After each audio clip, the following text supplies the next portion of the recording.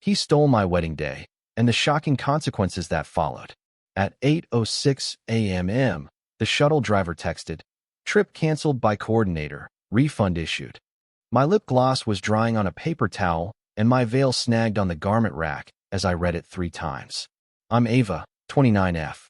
I was supposed to marry Luke, 31M, at a lakeside conservatory booked a year in advance. Permits paid, strings quartet confirmed, rain plan rented. Our best man, Ethan, 31M, Luke's brother, had insisted on helping with logistics the last month because he knew vendors. He's charming and relentless in a way that makes people say yes just to get him to stop asking. Backstory in a breath. Luke and I met at a mutual friend's open mic. My mom loved him immediately. His parents were warm but deferential to Ethan's opinions like they were weather. We saved for this day. I built a color board, a spreadsheet, and a timeline with minute marks. Stakes were real, a blended family, promises to grandparents, and my dad flying in after a decade of silence. The morning began with small alarms. The florist DM'd that the palette had changed to all white, which we never authorized. The makeup artist's arrival slipped by an hour because someone moved you. My phone buzzed with calendar updates I didn't create, events shifting like tiles. When I called the venue, the manager said our start time had been bumped to afternoon, per your coordinator. We didn't hire one. We had Ethan. I walked into the suite living room to find Ethan already in a suit, sipping coffee, thumbs on his phone like a stage manager. "Relax, Ava. I streamlined everything," he said without looking up. Then the venue manager asked who Ethan was to authorize changes. 2 weeks ago, little things had begun to tilt. A bakery email confirmed lemon lavender. We chose vanilla bean and blackberry. Our quartet asked whether we were sure about no ceremony music, which we never said. When I pushed back, Ethan laughed, palms up. "I'm just clearing bottlenecks like a pro," he said, and Luke, peacekeeper by wiring, thanked him. There were accidental delays Ethan framed as favors. He rescheduled our rehearsal because his gym had a charity event. He inserted himself on vendor calls, muting me with, "She's sentimental. Someone has to make decisions." He tested boundaries with jokes that weren't. "If the speeches drag, I'll pull the plug. Trust me." I told Luke it made me uncomfortable. Luke promised, "I'll talk to him," then asked me to pick my battles for his mom's sake. Artifacts began piling up like breadcrumbs. Calendar. Ceremony 4:36 o'clock by Ethan B. DM. Florist. Confirming all white peonies per EB. Invoice draft. Rush fee waiver. Friend rate. I asked for the florist's original email. She forwarded a thread where someone using Ethan's Gmail, not his work, claimed the bride is on board. Please expedite. When I confronted Ethan, he smirked, patted a pocket square, and said, "You'll thank me when the photos pop." I screenshotted everything into a folder titled Wedding/Receipts. Luke saw it that night and asked gently if I was spiraling. I told him spiraling is what you do when gravity fails. He kissed my forehead and texted Ethan to stop adjusting without us. Ethan replied, "Copy. Only emergencies." The florist forwarded an email thread with his name on every line. First blow landed at 9:11 a.m. The conservatory emailed, "Permit invalid. Noise complaint filed by Neighborhood Association." Our ceremony music was a string quartet. Our decibels are birds. The city portal showed a complaint opened yesterday, signed Anonymous, adjacent property, citing a DJ we never hired. My stomach iced over. While bridesmaids refreshed curls and my mom steamed the train, I stepped into the hallway to call transportation. The dispatcher said, "Ma'am, your party shuttle was canceled by Coordinator Ethan. Refund processed." I felt my voice split into two. One version asked for details. The other imagined elderly relatives waiting on hotel benches. Ethan appeared, cheerful, with a clipboard he didn't need. "Bad news, traffic nightmare." I pivoted. "Lifts will be faster," he announced, already tapping his screen. "Also, ceremony pushed to golden hour, better lighting. Thank me later." "Did you cancel the shuttle?" I asked. He blinked, then laughed like I told a joke. "They were scamming you. I saved you $600. Luke arrived, hair half done, tie in his fist. "What's happening?" he asked, scanning my face. I handed him my phone. He looked at Ethan. "Bro." Ethan clapped his shoulder. "I've got it. Focus on vows." He turned and started dialing with the casual authority of a foreman. The city PDF showed the complaint IP logged by the intake system.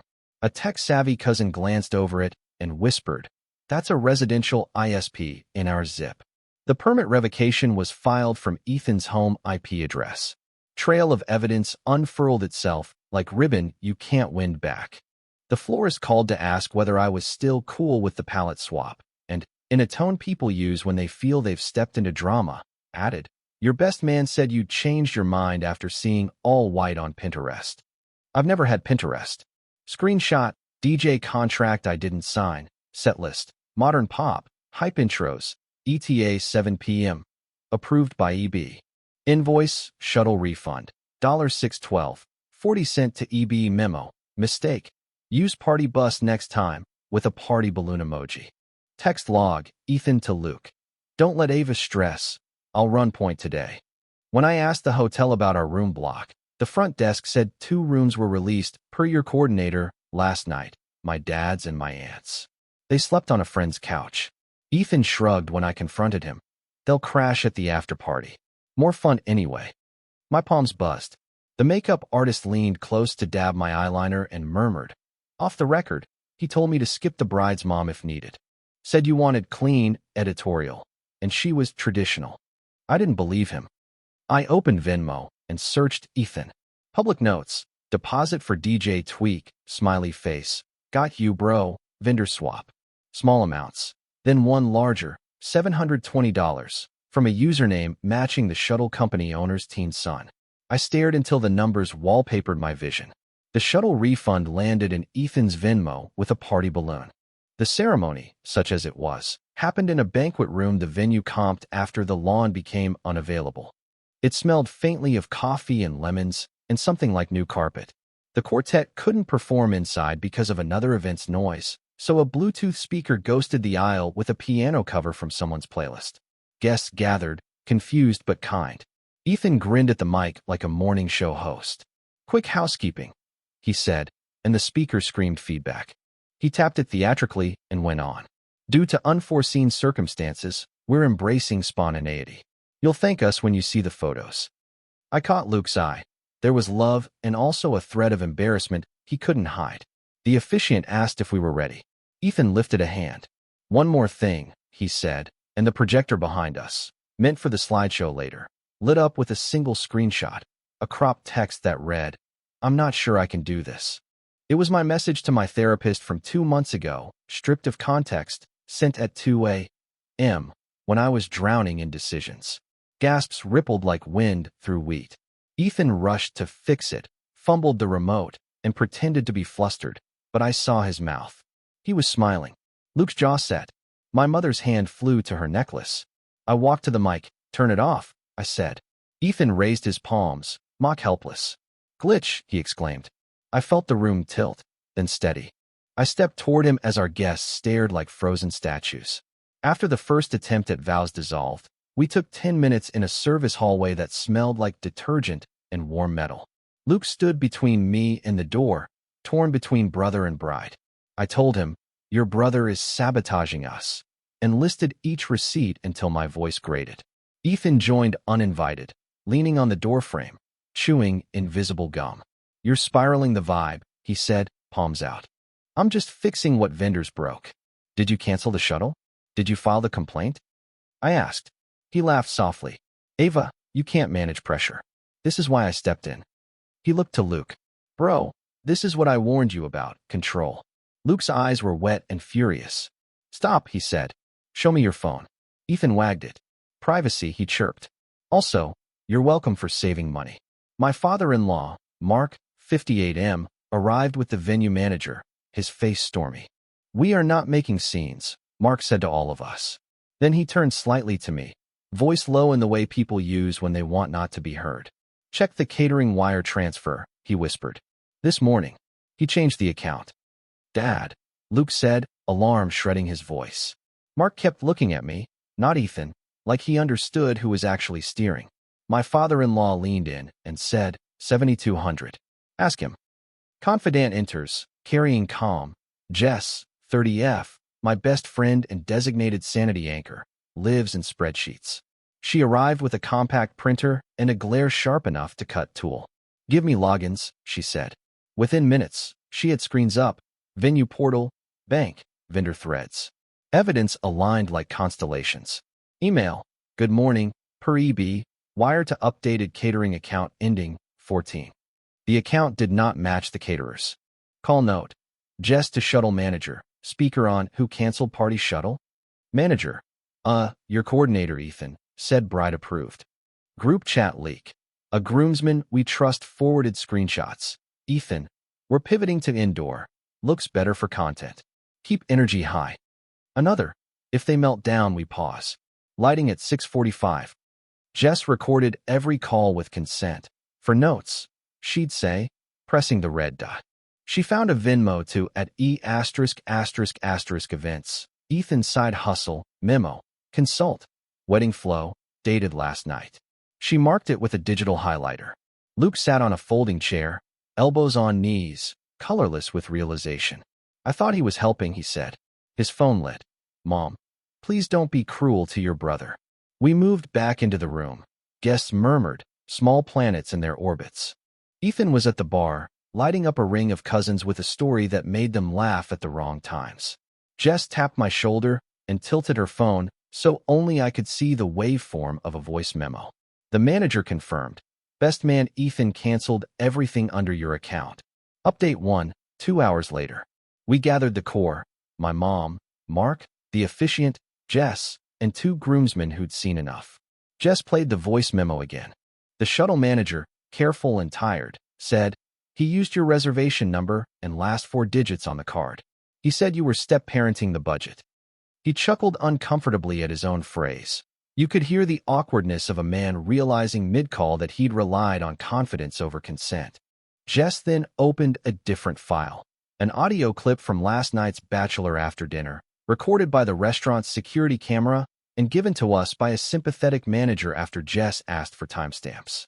Ethan's voice, unmistakable even under plates clinking. Relax, this will make them do it right. If it's not perfect, it's postponed, and I'm not losing Luke to a circus. Watch me nudge it. Another voice, probably a cousin, asked about money.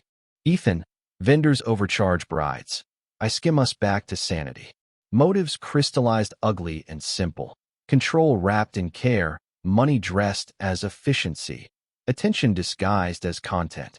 He wanted to be the central character of our day, the hero rescuing a disaster he'd authored. Luke listened, jaw clenched enough to ache. He looked at me with something like apology and something like permission. I nodded. He handed Jess his phone and said, send everything to my dad.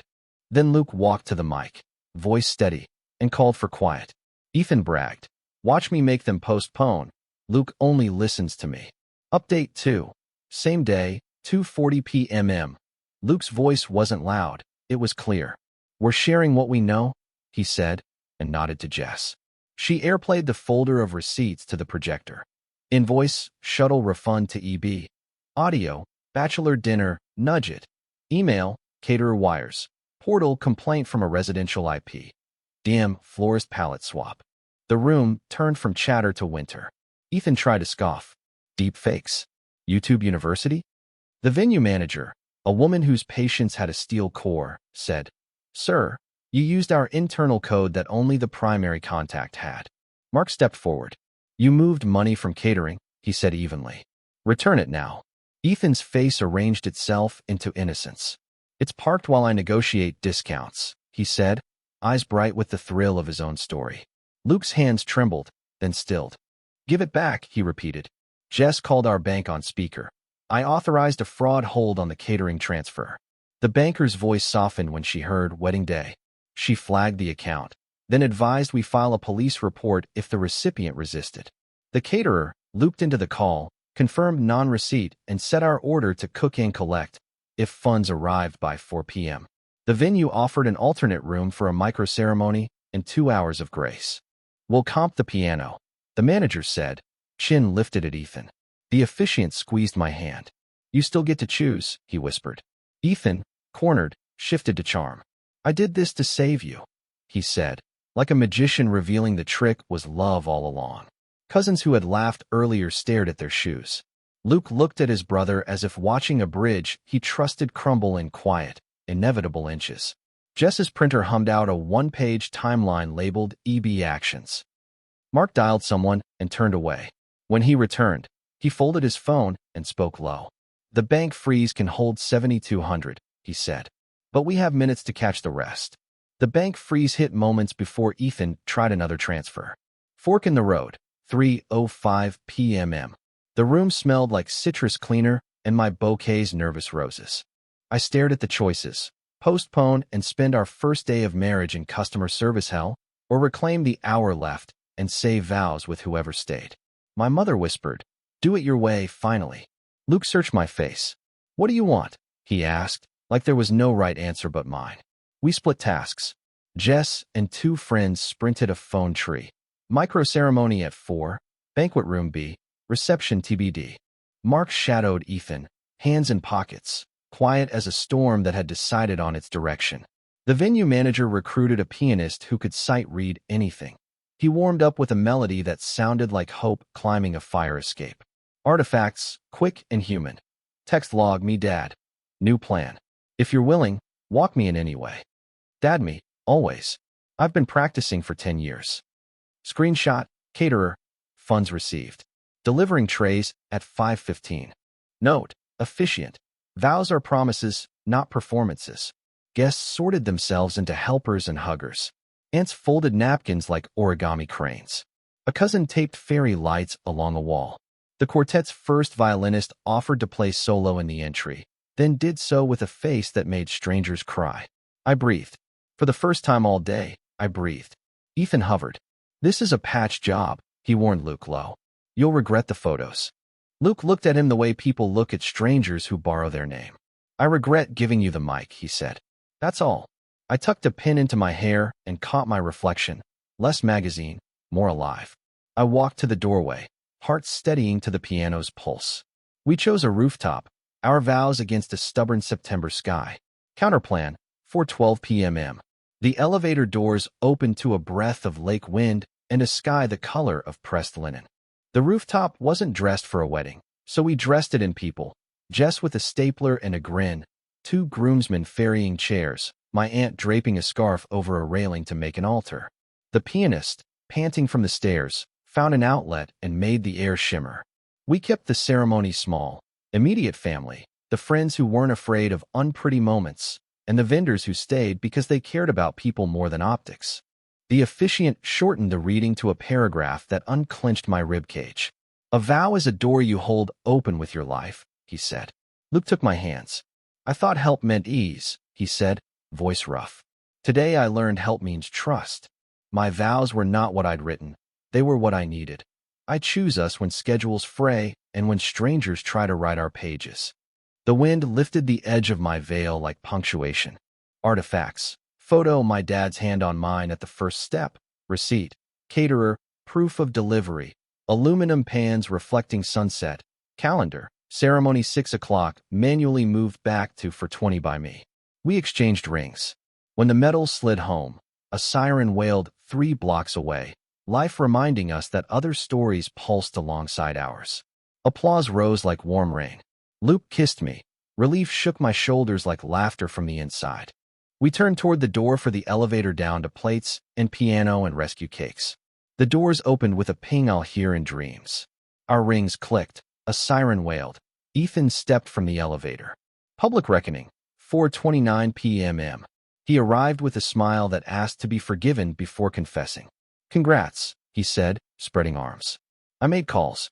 Damage control achieved. Mark moved first, placing a calm hand on Ethan's shoulder. "No more calls," he said. "We're finished with your rescues." Jess, permanently 2 steps ahead, pressed print on her pocket machine again. She handed Ethan a single-page summary, timestamps, actions, dollar amounts, and the text acknowledgement of interference with a line for his signature. "Signed that you altered vendor arrangements without consent and agree to repay any losses," she said. Ethan barked a laugh. "This is a wedding, not court." The venue manager answered from the doorway. "We've also prepared a trespass notice if needed." She held a second paper, and something in Ethan's eyes flinched. Luke spoke, low and even. You will not speak at our reception. You will not touch our vendors. You will not manage our lives. He didn't shout. Watching him make boundaries out loud was the most romantic thing I've ever seen. A groomsman who'd idolized Ethan for years cleared his throat. "Hey, man," he said, voice shaking. "This isn't leadership. This is you." Others nodded, like dominoes realigning. Ethan tried the last trick, a toast. He lifted his phone toward the little crowd. A few words, the pianist stopped playing. The elevator doors closed like punctuation. Mark took Ethan's elbow and guided him gently, implacably, back inside. Downstairs, the caterer wheeled in silver trays steaming like gratitude. The quartet gathered in the vestibule and played us in. Ethan texted Luke, "You'll regret excluding me." Luke put his phone face down and sliced bread. Then his mother asked to speak without him in the room. Aftershock, 5:50 p.m. We ate on real plates standing up. People told stories that belonged to kitchens, not ballrooms. Someone found candles. Someone else turned down the house lights until the room felt like a secret held kindly. In a side office with a glass door, Luke's mom, Dana, 56F, wiped under her eyes with a tissue folded into architecture. "Your brother needs help," she said. "But help isn't access. I enabled this. I'm sorry." She slid her phone across the desk. Messages to Ethan scrolled. "Don't interfere. Let them lead. I love you. But this has to stop." She had tried, clumsily, inconsistently. Today had clarified her line. Online ripples began. Guests posted photos of the rooftop and the piano, tagging nothing and everything at once. I watched comments bloom. "Most romantic pivot. Proof a wedding is people, not itinerary." Then a different current. A local vendor forum where the venue manager, in careful, anonymized language, warned peers about unauthorized coordinators and payment reroutes. A few replies mentioned a man with Ethan's initials who negotiated by canceling. Apologies trickled in. A cousin who'd laughed at Ethan's jokes hugged me and whispered, "I'm sorry I didn't see it sooner." A groomsman handed Luke cash folded into a handshake. Luke pressed it back and said, "We're fine. Tell the truth when asked." Financial stitches held. The bank froze the catering wire. The shuttle issued a partial refund to our card after a manager listened to Jess's recordings. The florist comped the palette correction and slipped me 3 extra blooms because you didn't get the lawn. At 7:12 p.m., Ethan texted a Notes app apology. Intentions were good. Execution messy. Family is everything. A second apology landed, this time with numbers that finally mattered. Resolution, 7:45 p.m. Mark returned from the lobby with Ethan and a file folder. Inside, a printed repayment plan, bank screenshots, and a promissory note drafted by Dana's friend who handles contracts for a living. Jess eyed the totals, calculated interest on her phone, and nodded once. We sat at a side table that had seen cake tastings and vendor negotiations. Tonight it saw a boundary become legal. Ethan read aloud in a voice that wanted to be brave. "I, Ethan B., acknowledge that I initiated vendor cancellations and payment changes without consent. I agree to repay." The numbers were exact: shuttle difference, florist rush, venue overtime we might incur, the non-refundable portion of the permit fee, and an inconvenience credit that made him swallow. He signed. Mark co-signed a guarantee. Dana signed as a witness, hands shaking. Luke did not sign. He watched, then pushed his chair back. "Will be no contact a while," he told Ethan. "If you want a brother again, get help and earn one." Ethan nodded as if he understood a language he hadn't studied. He tried to hug Luke. Luke stepped aside and offered a hand instead. A handshake is a bridge with weight limits. The venue manager rescinded the trespass notice contingent on his departure now. He went, shoulders trying to look square. Dana cried in the hallway, quietly, into Mark's shirt. We rejoined our people. The pianist played a song he'd learned eavesdropping on our vows. The caterer brought out extra rolls like a grandmother. Jess took my phone, turned it camera side in, and filmed 30 seconds of nothing but breathing people. We signed, notarized, and watched Ethan transfer every misdirected dollar. Reflection and advice. Update 3, 1 week later. We slept for 2 days and woke like people who had crossed a border. Photos arrived, grainy, beautiful, honest. Our favorites weren't posed. They were hands fixing lights, napkins becoming garlands, My dad's face as he counted steps to the roof. What I learned, stitched in plain thread. Give no one the keys to your day who can't also be trusted with your worst text out of context. Vet, help, like a contractor. Call references, cap authority, demand everything in writing. Put one person, not family, in charge if logistics matter. Love your family by not asking them to be project managers. Red flags I'll never wave off again.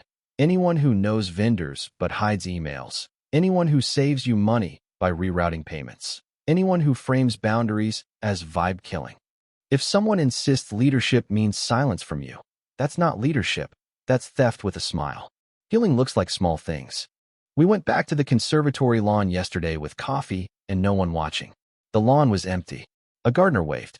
We stood where the projector had humiliated me and said the line that got cut. I will keep the door open, and I will also keep the door safe. Advice: if you need it, document everything. Designate a real coordinator or a trusted friend, and set consequences before you set tables. And if someone steals your wedding day, you can still marry your life that afternoon. You can pivot without permission. You can decide your ceremony is the people who stayed and the truth you told. We married twice. Once by accident, once by uncompromised choice.